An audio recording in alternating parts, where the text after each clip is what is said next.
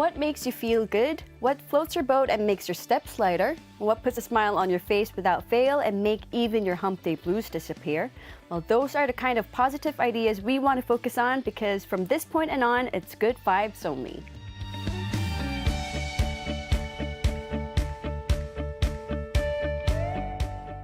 On Good Vibes Only, we invite some good people into the studio to talk about good things only. That is, whatever makes us feel happy, whether it's foods, moods, hoods, or goods. And today's good person with the good vibes is a woman of many hats. She is a singer-songwriter, musical theater practitioner, and most recently, she's been teaching American students about Korea's popular culture as a professor. And joining me is Hey! Welcome! Hi, thank you for having me. Thank you for coming. Could you start by introducing yourself to our global listeners, please? Yeah, sure. My name is Hey. I'm a songwriter and a singer and a professor as well. And I teach Korean culture and literature to U.S. students at Kennesaw State University. Nice to meet you all. Nice to meet you. It's my first time meeting you I know, too. it's the first time meeting you. I've only listened to your songs and saw you on television, but it's my first time. It's our first time meeting too. So you have so many titles. You're also a mom. So what title do you feel most comfortable with? I'm most comfortable being called as a singer and professor these days. And yeah, because I feel like my background as a singer really helped my academic career. So because you are teaching K-pop, of course. Yes. So it's very related. So you started out as a recording artist and songwriter before making the transition into academia. So was there a particular moment or inspiration that led you from music performance to teaching and research? Yeah. So I debuted in 2001. How old were you? Well, I was in Hong Kong for sure. I debuted, 2001. Yeah, hold on, I don't remember. But I debuted in 2010. Okay. Yeah, so not that much gap. Not that much, Yeah. but you debuted at a very young age. Yes, I right? did. Yeah. Yeah. So I debuted at 2001, but it wasn't until 2005 that I got into musical theater. And I'm an extreme introvert, but back then I was an extreme introvert, so I never imagined myself as a musical performer. But when I stood on stage, even it was the same blocking, the same song, the same lines, and everything was rehearsed, I felt a kind of freedom as a performer on stage. And I realized that I wanted to learn more about it. So I decided to learn and study theater history. Wow. So that's how I started studying academically. And I learned, I studied performance studies, and that's why my background as a singer and a musical performer really helped my academic career, because that built the foundation for everything. So you really wanted to dig into music and Yes. to go back to history. And realize the reason why I'm standing here at that particular moment of time, in that particular space. And to understand that, I needed to learn about the history. So that's how it all started. Wow, I feel like that's another level because I've been into performing too, but going back to history never came to my mind. It was just, I just want to do music. That was about it. So, 역시, so much, 너무 대단하시네요. 아니요. Yes. Thank you. So, have you always been into music? Yes, as a young child, even though I was very shy, I loved singing. So what I would do is I would close the doors to my room and I would sing when my parents weren't home, so no one knew that I sang. No one knew No you one were knew. into singing or that you could sing like that? Not even my parents, but I was always active in orchestra. I played the violin and I would join chorus, choir. So I did all that stuff, but quietly. Quietly. I feel it's very relatable, and I could, we're on the same page because I was like that too. I was a very introvert, a very shy student. What's back your in MBTI? I'm a big I, Me too. SFJ. Me too. We're both ISFJ. Yeah. So I could, so that's why you could totally relate to me. Totally. I just felt like I was listening to my own story. It just sounded exactly like myself. Except for the fact that I did perform in front of my parents, only at home, just in front of them. Did they force you? No, they did Oh, not. okay. I was very excited to show my parents my performance just in front of them. But and like you said, I could also relate to the part where you said you felt freedom on stage. So Yeah. for me too, I felt so free and like, yeah, on stage I felt different. Like like exactly. that. What is it like that? What the freedom? And a different part of me emerges. Yeah. And I get to present another part of myself. Exactly, like that spark. It's you, but it's another you. Exactly, yes. But I was so shy to the point that, you know, there are some people who are so shy in the bus, they are kind of embarrassed to press the bell. Yes. That was me. Were you like that? Kind of, kind of. I didn't want to be the first person. Me too. I was like, please, somebody else press the button because I'm too. Just in case somebody might be looking. That's a I typical didn't eye. want attention. Typical eye. Typical eye. Exactly. You don't want the attention, but you kind of like the attention, but not like the spotlight. You know what you call that? I read it in a book. We call that shy 관종. Oh, right. I think that's me. That's so me. I read it in an essay book. shy 관종. That is so us. Yeah. Oh, Very relatable. so there is a word for us. So we have the same MBTI. And since Korean is your mother tongue, how was it challenging? Was it to study and teach entirely in English? Yes, actually, it was very challenging for me. Although I learned English at a very young age, I lived in Hong Kong, Taiwan, the US, and Korea, and you lived in Hong Kong too. Yes. Right, so we have a lot in common. But even though I learned English at a young age, to read academic books was a different story. So it took me over a year to get used to reading academic books. So I would just read a lot of books and read a lot of articles, and I would pick some articles that I really liked and try to mimic them. So it really it cost me a lot of hard work and effort, but it was totally worth it because after a year, it was easier for me to read academically and write academically. So it's not a problem anymore, but yes, it was very challenging for me. So it's like it's all in English, but when it comes to academic language, it's like Exactly. another language, yes, right? It's not English. It's English, but not English. The I feel you. terminology is It's how we feel different. when we read like medical documents Exactly. or law-related documents. Even in Korean, sometimes I read newspapers. I'm like, Right. what am I it, reading? right. You're reading for sure, but what was I reading the past 30 minutes? Yeah, exactly. So your courses at Kennesaw? Kennesaw. Kennesaw State include topics like Asian American theater and culture, as well as K-pop and the Korean wave. Was it your idea to add this course? Yes, so I teach Asian American theater and modern drama, world literature, but I'm most proud that I created a K-pop and Korean wave course at Kennesaw State University. How did your fellow professors and your students react to this course? They demanded a course like this, but there wasn't a course before. But I decided let's launch this course, and they were really excited and thrilled about it. And my students, they enjoy the course more than I do. It must be a very popular class. So what? Because I've never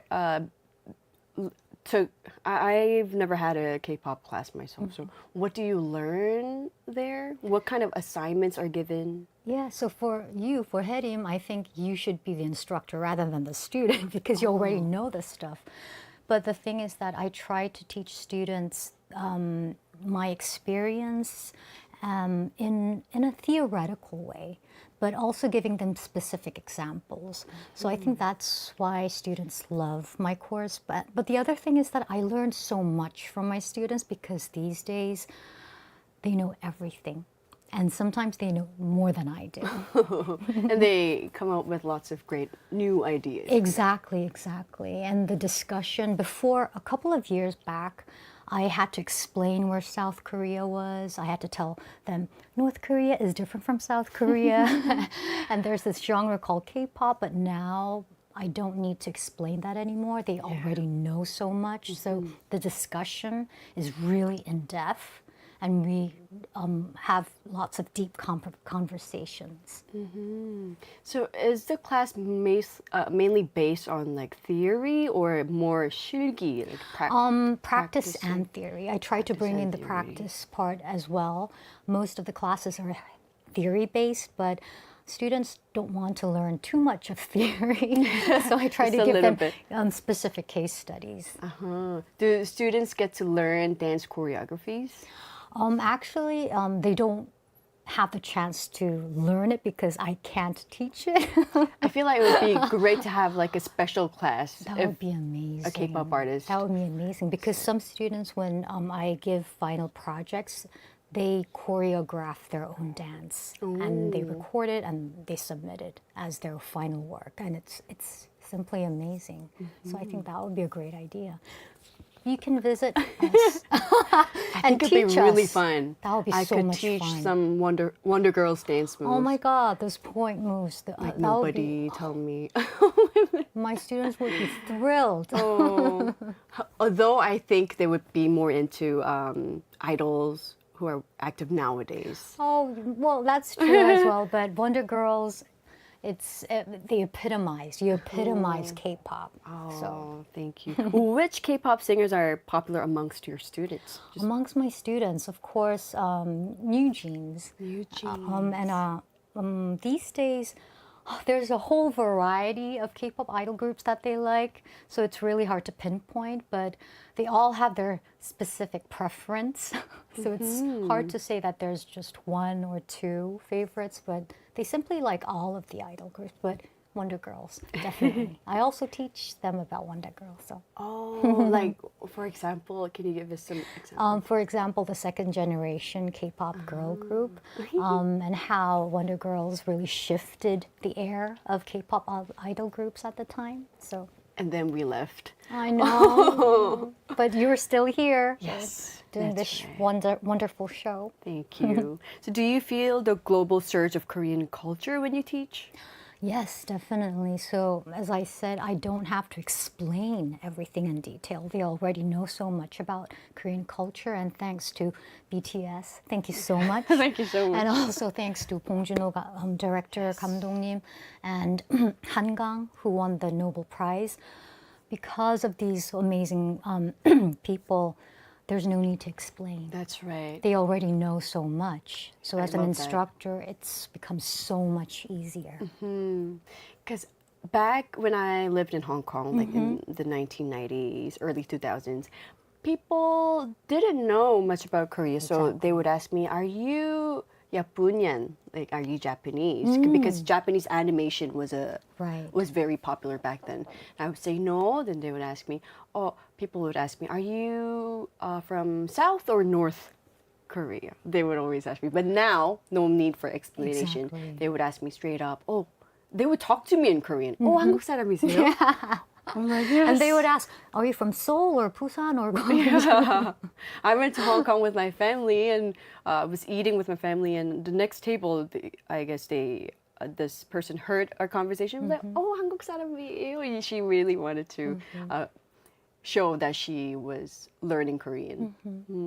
Yeah. So it's great that the K culture, just Korea, is on the surge. Yes, definitely. I could totally feel that. And even though your main focus these days is academia, you haven't stepped away from music, and you actually released a track just last year with your sister. Yes, the title is New Universe, and it's a collaborative work with my sister Soy of Raspberry Field. It's a one-man band. Yeah, we had lots of fun. So how did that collaboration come about? I was thinking of releasing a song at the time, and then with my producer and Soy, we were talking, and we came up with this idea of an 80s pop sound. And then that's how it all started. And I drafted the lyrics, and Soy would jump in and tell me certain words if they needed replacement, and she would give her idea, and she directed the music video. So Your sister directed the music yes, video. yes, and she Wow. starred in it herself. So it was a lot of fun. I really enjoyed doing it. So I also heard you were, yeah, so you went with the 80s pop sound. And are you happy how it turned out? Yes, definitely. I really enjoyed it because I grew up listening to 80s pop music like Paula Abdul, Debbie Gibson. So I would listen to those tracks all over again and try to settle on a sound. So the process was a lot of fun for me. And a personal question, how did the name Raspberry Field come about? Honestly, I don't quite remember, but I think Soy, she was trying to find a name that would encompass her music style. So in a way, it's sweet, but it's sour as well. So I think that's sweet why and she, sour. yeah, settled on that I was word. thinking, oh, did she go to a beautiful raspberry field and was inspired by Could that? be, could be. But she was inspired by Beatles' Strawberry Fields, that for sure. Oh, right. Well, let's take a listen to that very song right away. Here is New Universe by Hey and Raspberry Field.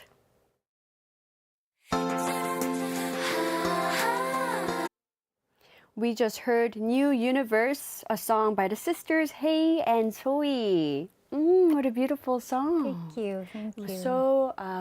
so calming and just makes me relax. Thank you. It's a very feel-good song. And we were watching the music video and reminded me of a vlog. And I love how the camera was shooting. But I think I only saw your sister in the video. Yes, yes. Why weren't you in the video? I was in waiting for you to I come was in out. the U.S., so Oh. she starred herself. I And I think see. she enjoyed it. I could see that, and it shows in the music video. And with the cute dog too. Is that your? No, it's. I think it's the directors. Camera directors. I see, I see. Well, let's take a look at some comments. Okay. Ambiguous Radish says, this is such a pleasant song. It reminds me of sunsets and late night drives. Oh, that's so kind. It really does. Even in the music video, it shows a beautiful sunset. And Kitty Girl 140 says, good song, so perfect. Hello, Professor Hay. Welcome to Wonderful Hours. I have questions for Professor Hay. You said earlier that you are an introverted person like Lim Dee. So how did you get the courage to be brave in order to achieve your dreams as a singer? That's a good question. So I still am an introvert, but back then I was really shy. But like Herim, like our Lindy, when I sang, I felt freedom, and I became a different self. And I really wanted to pursue a singing career. And when I met 이문세 선배님, he told me, he had asked me if I wanted to make good music. He didn't ask me if I wanted to become a singer, but rather asked me to, and if I wanted to make good music. And I think that's why I decided to become a singer. Because before 이수만 선배님 at SM, he came and he wanted me to become part of SES. And I said, I don't think I can do that, because that's for people who can dance and who are very outgoing, but I was never that person, so I declined. But when 이문세 선배님 asked me, I said, that's something I can do to make good music. Did So he I ask you 좋은 음악 만들고? Yes, Wow. yes, I yes. love how he asked that question, because he could have just said 가수 할래. Exactly, right? exactly. 너 가수 할래? 노래 너무 잘해, 가수 할래. Exactly. Could have done that, but 좋은 음악, I love that. So I think that's why I got the courage and say that that's something I want to do. I want to become. Then I have a question. If he asked you 가수 할래, would it have changed your answer? I think yes. I think at the time, I think I would say, oh, I think I should think about it, because what I thought was, would someone want me to become a singer? I mean, someone like me? Because it felt like a dream to me. But then I think I would have done it eventually. It really shows the importance of words and good Exactly. question, the way you ask. Right? So, did you ever regret not joining SES? A couple of years back, I didn't, but now I do. Maybe I should have taken that opportunity and become part of SES and have that experience. And because that experience is something that I could never have, right? So It would have been a whole new experience for exactly. you.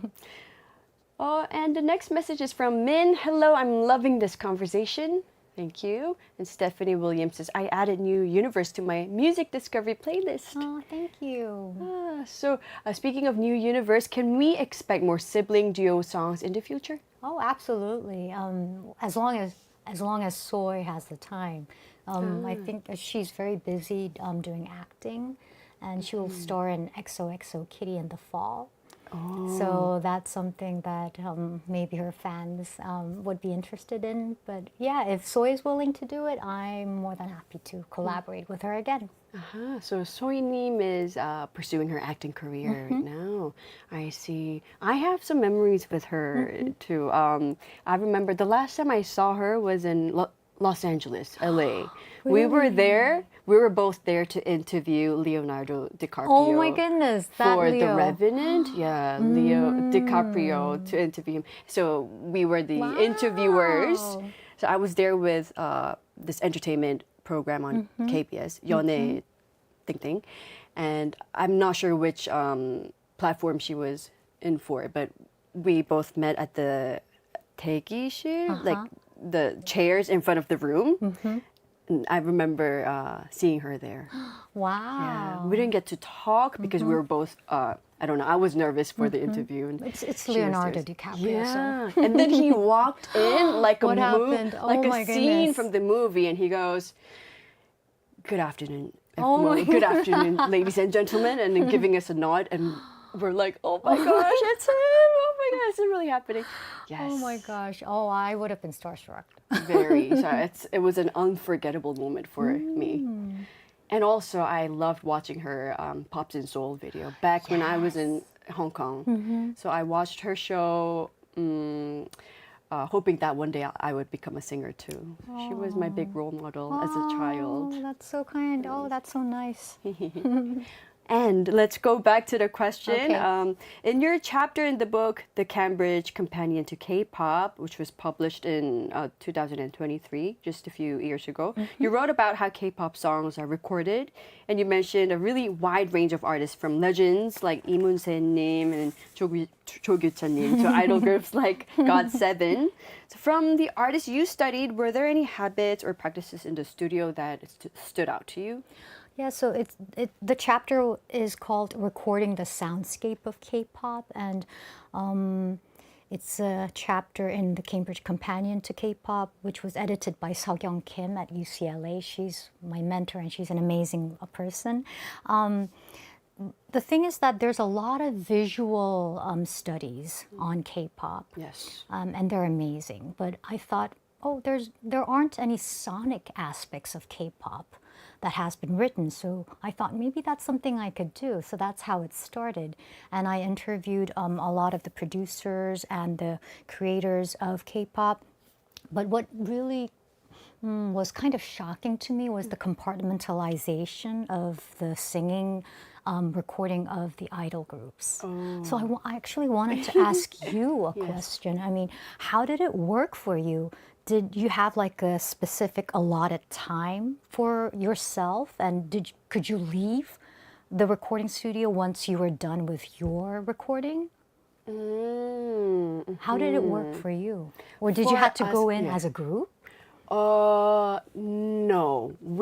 Because there were a couple of members, like 4 members in our team, like 4 or 5. And so we would take turns. We would set a time, like 1 p.m. would be my time. Right. And then Right. Sonia 언니 can come in at 3 p.m. So we would set a time and go in one by one. Yeah. But then when 2 people are needed, we would go together. But Right. normally it was just one person person. Yeah. Yeah, that's what I heard and how it usually is. But back in the days with SES, what happened was that everyone had to be present in the recording studio, even if it wasn't your part. You know, as a group, you had to be there to support each other. Oh my So gosh. that was the big difference that I realized, and something that was the interesting part. Oh, I'm so glad it's not like that anymore. Right. But instead of waiting in the studio and just For the watch, whole day. Oh no. We would just practice downstairs because we had a Right. vocal room downstairs.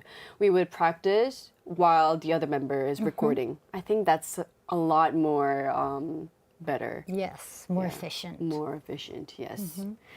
Yeah. And so, can you tell us some more about the Idol recording process that really shocked you? Yeah, so that part kind of shocked me, and I actually interviewed. I actually write about Red Velvet Psycho, and I was very interested in the recording process of that song as well. Should I explain it? Yes, or- please. Yes, please. Yeah. Yeah, and Because I love this song too. I love that It's song. my favorite, one of my favorite Red Velvet songs. Yes, I love that song. And actually, I was Googling and listening to the most recent K-pop songs on NutTube at the time. Sorry. You can say YouTube. Yes, YouTube. Oh, I can say Okay, it? we're Okay. on YouTube. That's fine. Okay, Yes.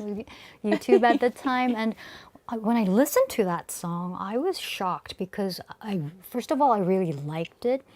But interestingly, I could hear only one or two woman voices. And I thought, wait, Red Velvet has 5 members. Where are all the other members? It sounds like one person. And then it was sung in English. And then I looked at the comment, I realized that it was a demo leak. And that demo was sung by EJ. EJ, who sang Golden, Yeah. and the creator and the co-composer of the song. So she was actually one of the creators of Psycho, and she sang the demo, and it was immaculate. I didn't know that. So that's why I became interested in her. So and that was the guide version? it was the guide version. I totally thought it was the final released version, but it was leaked somehow. Ooh, I want to listen to that version too. It's really good. It's really good. I've only listened to Red Velvet's version, so. So in that sense, I interviewed EJ, and she would share with me her other demos, and they were all immaculate. And yeah, I really loved talking with her, and I'm so glad that she was popular back then, but now she's a global star. Yes, So I'm with so the song happy for her. Golden. With So Golden. amazing. And I believe she was also in SM. Yes. Were you trainees? She same was time? she was a trainee for 10 years. Wow, that's a long time. And then she pursued her respect. study at NYU, and then she missed her chance to becoming a member of a girl group, so she turned into composing. And she's an amazing top liner. The melodies that she creates, they're amazing. Wow. Well, since we're talking about it, let's listen to Red Velvet's Psycho right now. Yes. That was Red Velvet and their song Psycho. Such a good song. Such a good song. It never gets old. I know. And I love the music video too. You were mentioning the choreography as well. Choreography. I love the chorus part where they just nod their head. Right. So chic and so cool. It doesn't always have to be. Da, da, da, da, da, Right, right. They're so chill but cool. Right. Love that. And if you're just tuning in, I'm joined by Hey for this week's Good Vibes Only. So we have a comment from Johnny. Hi, Johnny. Hi. I've become a fan of EJ recently too after seeing interviews and learning which songs she wrote. I think with all this golden energy, she's got huge potential for whatever she does next. Absolutely agree. I think she should totally record an album and have it released. I'm surprised she still hasn't. She's such a talented artist. Yeah, I've been seeing her on her interviews and her projects too, because it's all on my algorithm. Right. Yeah. So, so she's the one that made Golden. Like she sang the song. Wow, that's amazing. All right, now let's shift a gear and let's talk about this year. South Korea's original musical, Maybe Happy Ending, made a big splash at the Tony Awards. So you've described the piece as a counterflow musical that challenged Broadway's usual norms. So can you explain what that means in everyday language? Yeah, sure. That's so cute. Everyday Everyday language. language. Yeah, it's definitely my first book is going to be on the transnational circulation of South Korean musical theater and Broadway. So maybe Happy Ending, I use it as a case study in my book. And we all know, for those of you who are not familiar with Maybe Happy Ending, it's a South Korean musical, a 창작, Korean original musical that crossed borders to Broadway. And it won 6 Tony Awards and was nominated for 10. Wow. And that's an amazing achievement. And the production actually began in 2015 in Seoul, and it had its Seoul premiere in 2016, and it was met with critical acclaim. But the process of transitioning into Broadway was not seamless. It took them 8 years. So it took them a long time. And the reason why I call it a counterflow to Broadway that challenged Broadway's norms is because on Broadway, if you think of all the musicals that are being shown, there aren't, actually Maybe Happy Ending is the only Asian musical that is being shown on Broadway. And to give you like a brief history of Broadway musical theater history, Maybe Happy Ending is only the 3rd musical written, created by a Korean, an Asian, and that focuses on an Asian narrative, following the musical K-pop in 2022 and also Allegiance in 2015. So there's only 3 Asian musicals that focus on an Asian narrative created by an Asian or Asian American creator. So it's really rare. So that's why it's a very important work that really needs to be more popular. So I really hope that a lot of you guys, if you get the chance to visit New York, to watch this show. And it's also going to be remounted in South Korea again. Its revival will be in November, I think, or October of this year. So the Korean version will be shown. The original Yes. version? Yes, yes. What's the Korean title? 어쩌면 해피 엔딩. So it's directly translated to maybe happy ending. We'll definitely have to check that out. Yeah, I've been to the Broadway show and watched it over 20 times. And when I first entered the Belasco Theater, it really, I nearly cried. I actually did cry because on the screen it says in Korean, 어쩌면 happy ending, and right next to it in English it says maybe happy ending. So to really look at that visually, the Korean letters on Broadway, it was quite an experience. Right. And it's a really well-made show. The music is beautiful, and the acting was wonderful, and the stage is different from the Seoul production. The Broadway production, it's a totally different stage, but it shares the same plot. It's the same music and parts of the script. Yes, Same music and everything's the same. right, exactly. So it's about 2 robots, Oliver and Claire. They fall in love, and they share with the audiences their story. But they're abandoned robots, and they live in the outskirts of Seoul in mid-21st century. Yeah. Wow, I don't want to miss out on this special musical. Maybe Happy Ending. Yeah. Right. So that's why I call it counterflow, because it's it really challenged Broadway's norms, where there aren't any Asian narratives or Asian-based musicals. I see. It must have felt different seeing the Korean words on in America, because it's not very common, very Right. rare. It's very rare. It never happened before. All right. Thank you for explaining. Yeah. And it's time for another song break already, and it's a song chosen by You. So what made you choose this song and artist? Oh, is it Keshi. Kishi? Oh, so this song, I listen to this song a lot when I do research and when I write, but especially when I drive across Gangbyeonbukdo or Olym픽대로 in Seoul. I think it's the perfect song to listen to, so I wanted to share it with everyone today. All right, so here is Soft Spot by Keshi. That was Keshi with Soft Spot. It's definitely a great driving song. Can you feel the air I of do. Hangang? Yes, Hangang, Han River. Yes. I thought it was going to be a female singer, but I was surprised to learn that it's a male singer and it's a great driving song. Yes, he's Vietnamese American songwriter. I see. So on your free time, do you listen to more K-pop songs or non-K-pop songs? When I'm usually writing, I listen to non-K-pop songs because with K-pop songs, the lyrics I keep on listening to the lyrics, so I can't write.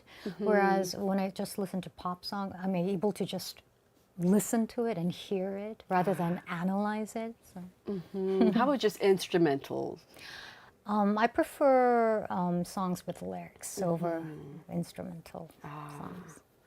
For me, I hear the lyrics and like it just bothers me Right, when I'm working. right. I just like to play the instrumental, Oh, yeah. like jazz instruments or Oh, something the- like that. Jazz songs are nice. Yes. So I have one more Broadway question. Yeah, sure. The Broadway musical The Great Gatsby, Leonardo.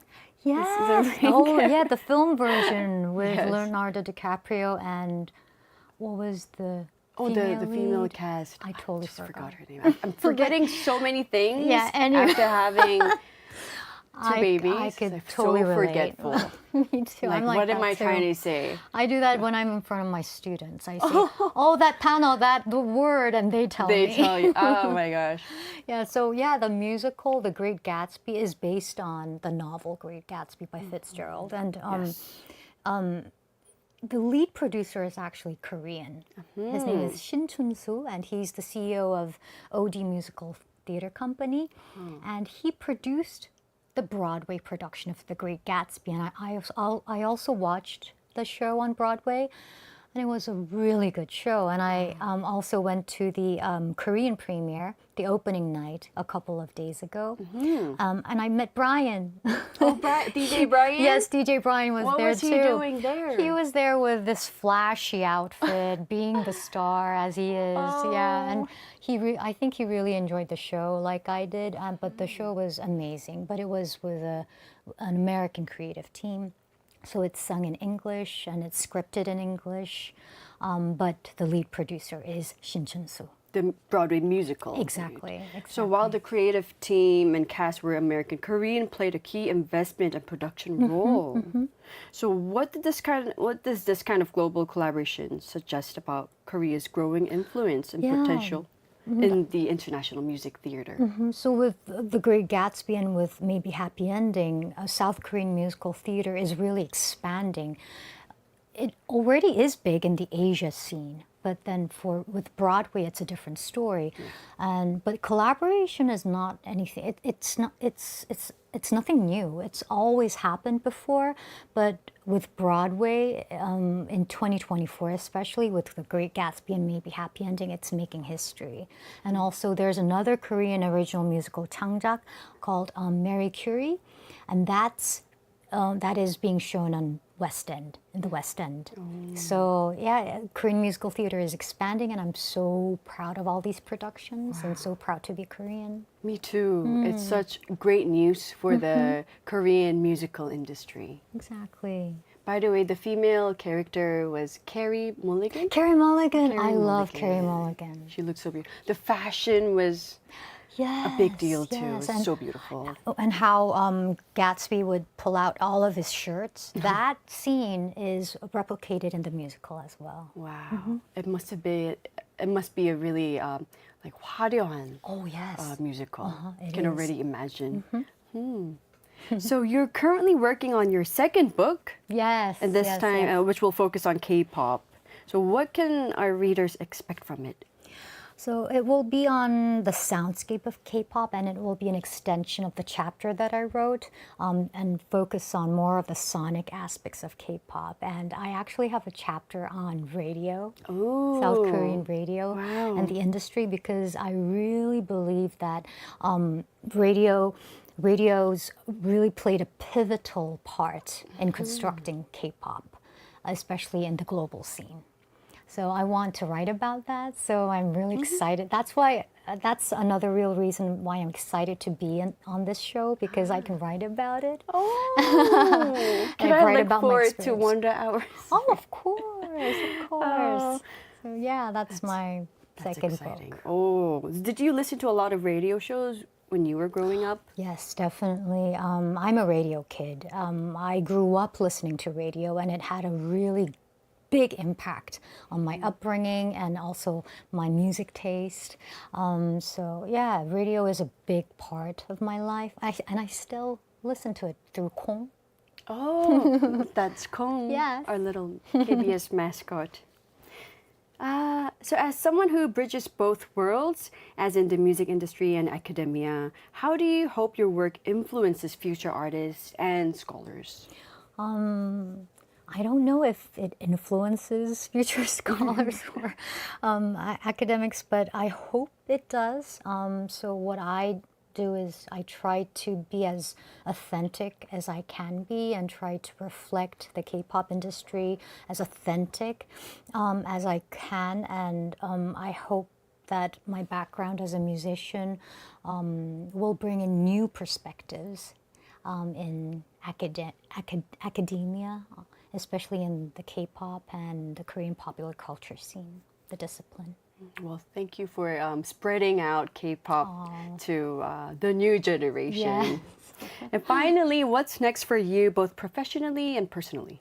Professionally, I really need to write my book and finish it. That's one of my main goals as an academic, and I hope to continue my research. And also, I really want to release new songs and produce an album, because I love singing. That would Singing be is a big lovely. part of me, and I'm so happy. I realize that I'm happiest when I sing. I can hear that in your music. I was just listening to Je t'aime. Oh, thank Yes, you. I wish Thank you will make more music like that. Thank you so much. Thank you for your music and for all that you do. And it's already time to say goodbye. Already. Yes. So thank you so much for coming and for sharing your good vibes with us today. We'll be looking forward to your new book and hopefully for you to visit us again soon. Thank you. Thank you so much for having me today. Thank you. And we're going to say goodbye to Hey and also close the show with one more non-K-pop song of our guest's choice. It's My Kick is Karma by Chapel Rowan. Thank you for tuning in. This has been Uerim with producers Christina Saw and Kwon Se-ryung and writer Liz. Have a wonderful day and see you tomorrow. Bye.